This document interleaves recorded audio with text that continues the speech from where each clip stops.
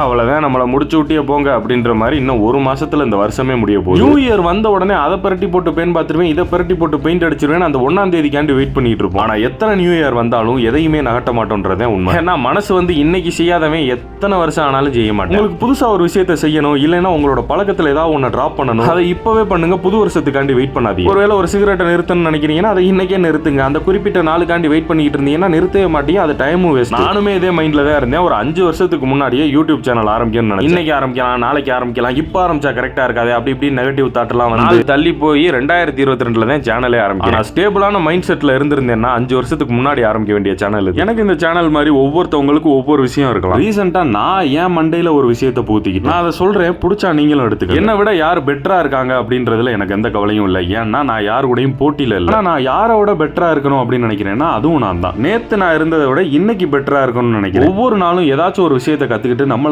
Improve பண்ணிட்டு இருக்கோம். இது அப்படியே நீங்களும் எடுத்துக்கிறதுனா எடுத்துக்கலாம். அதாவது உங்களுக்கு போட்டி நீங்க தான். நேத்து நீங்க வெர்சஸ் இன்னைக்கு நீங்க. நேத்தை விட இன்னைக்கு நீங்க இம்ப்ரூவ் ஆயிருக்கீங்களா இல்ல தாழ்ந்து போயிருக்கீங்களான்றத பார்க்கணும். ஒவ்வொரு நாளும் நம்மளுக்குன்னு ஒரு லிமிட் வச்சு அந்த லிமிட்டை ஒரு அடியாவது கிராஸ் பண்ணி போக நினைக்கிறேன். அதே நேரத்தில் ஒரு விஷயத்தை நீங்க கண்டிப்பா உங்க மனசுல வச்சுக்கணும். உங்க கூட இருக்கிறவங்களோ இல்ல மத்தவங்களோட வளர்ச்சியை பார்த்து உங்களை நீங்களே தாழ்த்திக்க கூடாது. அது அவங்களோட பயணம், அதை நீங்க கண்டுக்க தேவையில்ல. உங்களோட பயணத்தை நீங்க பாருங்க. உங்களுக்குன்னு ஒரு முடிவே இல்லாத ஒரு பாதையை அமைச்சுக்கிட்டு அதை நோக்கி ஓடிட்டே இருக்கு. அப்படியே ஓடிட்டு இருக்கும்போது ஒரு நாள் நம்மளுக்கு ஒரு சாவு வரும். அன்னைக்கு நம்ம சாகும்போது ஏதோ ஒன்று பண்ணிட்டு சாகுறோன்ற நிம்மதியோட செத்துருவோம்.